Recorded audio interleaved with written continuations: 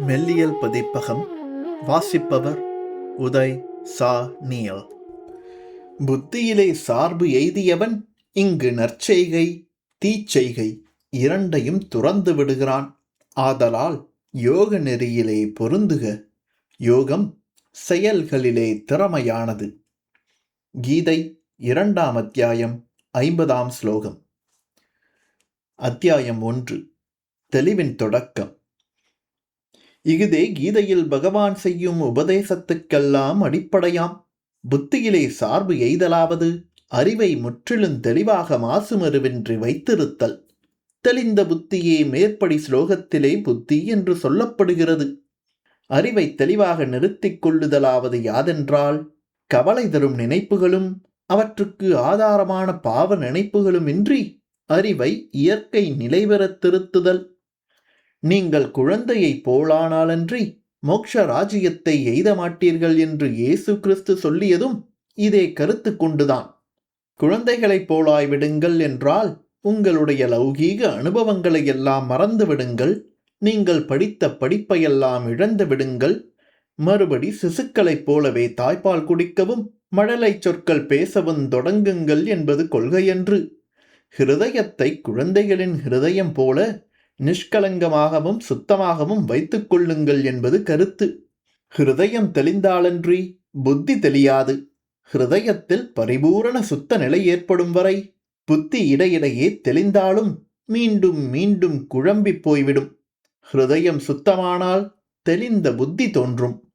பகவான் சொல்லுகிறார், அந்த அறிவு தெளிவிலே நிலை பெற்று நில் அர்ஜுனா என. அப்போது நீ செய்யும் செய்கை யாதாயினும் அது நற்செய்கையாகும். நீ ஒன்றும் செய்யாதே மனம் போனபடி இருப்பின் அகுதும் நன்றாம். நீ நற்செய்கை தீச்செய்கை என்ற பேதத்தை மறந்து உனக்கு இஷ்டப்படி எது வேண்டுமாயினும் செய்யலாம். ஏனென்றால் நீ செய்வதெல்லாம் நன்றாகவே முடியும். உனக்கு புத்தி தெளிந்து விட்டதென்றோ? புத்தி தெளிவுற்ற இடத்தே உனக்கு தீயன செய்தல் சாத்தியப்படாது. ஆதலால் நீ நல்லது தீயது கருதாமல் மனம் போனபடியெல்லாம் வேலை செய்யலாம். இனி இங்ஙனம் உரைகொள்ளாதபடி நற்செய்கை தீச்செய்கை, அதாவது எல்லாவிதமான செய்கையும் துறந்துவிட்டு, அர்ஜுனா நீ எப்போதும் தூங்கிக் கொண்டே இரு என்று கடவுள் உபதேசம் பண்ணியதாக கருதுதல் வெறும் மடமையைத் தவிர வேறொன்றுமில்லை. ஏனென்றால் கடவுள் மேலே 3ஆம் அத்தியாயத்தில் பின்வருமாறு சொல்லுகிறார். மேலும் எவனும் ஒரு க்ஷணமேனும் செய்கையின்றிருத்தல் இயலாது. எல்லா உயிர்களும் இயற்கையில் தோன்றும் குணங்களால் தமது வசமின்றியே தொழிலில் பூட்டப்படுகின்றன என. ஆதலால் மனிதன் தொழில் செய்துதான் தீர வேண்டும். எப்போதும் தூங்க கும்பகர்ணனாலே கூட இயலாது. அவனுக்கும் கூட 6 மாத காலம் விழிப்பு உண்டு. ஆனால் நீ தொழில் செய்யுமிடத்தே அதில் ஏற்படும் கஷ்ட நஷ்டங்களுக்கு மனமுடைந்து ஓயாமல் துன்பப்பட்டு கொண்டே தொழில் செய்யும் உலகத்தாரை போல தொழில் செய்யாதே. ஸ்ரீ பகவான் சொல்லுகிறான், அர்ஜுனா உனக்கு தொழில் செய்யத்தான் அதிகாரம் உண்டு. பலன்களில் உனக்கு எவ்வித அதிகாரமும் எப்போதும் இல்லை என. ஆதலால் கடவுள் சொல்லுகிறார், கர்மத்தின் பயனிலே பற்றுதலின்றி தான் செய்ய வேண்டிய தொழிலை எவன் செய்கிறானோ அவனே துறவி, அவனே யோகி என்று. அறிவு தெளிவை தவறவிடாதே. பின் ஓயாமல் தொழில் செய்து கொண்டிரு. நீ எது செய்தாலும் அது நல்லதாகவே முடியும். நீ சும்மா இருந்தாலும் அப்போதும் உன் மனம் தனக்குத்தான் ஏதேனும் நன்மை செய்து கொண்டே இருக்கும். உடம்பினால் செய்யப்படும் தொழில் மாத்திரமே தொழிலன்று. மனதால் செய்யப்படும் தொழிலும் தொழிலேயாம். ஜபம் தொழில் இல்லையா? படிப்பு தொழில் இல்லையா? மனனம் தொழில் இல்லையா? சாஸ்திரங்களெல்லாம், கவிதைகளெல்லாம், நாடகங்களெல்லாம், சட்டங்களெல்லாம், வேதங்களெல்லாம், புராணங்களெல்லாம், கதைகளெல்லாம், காவியங்களெல்லாம் தொழில்கள் அல்லவா? இவையெல்லாம் உடம்பார் செய்வதன்றி மனதார் செய்யப்படுவனவன்றோ? அறிவு தெளிவை கலங்க விடாதே.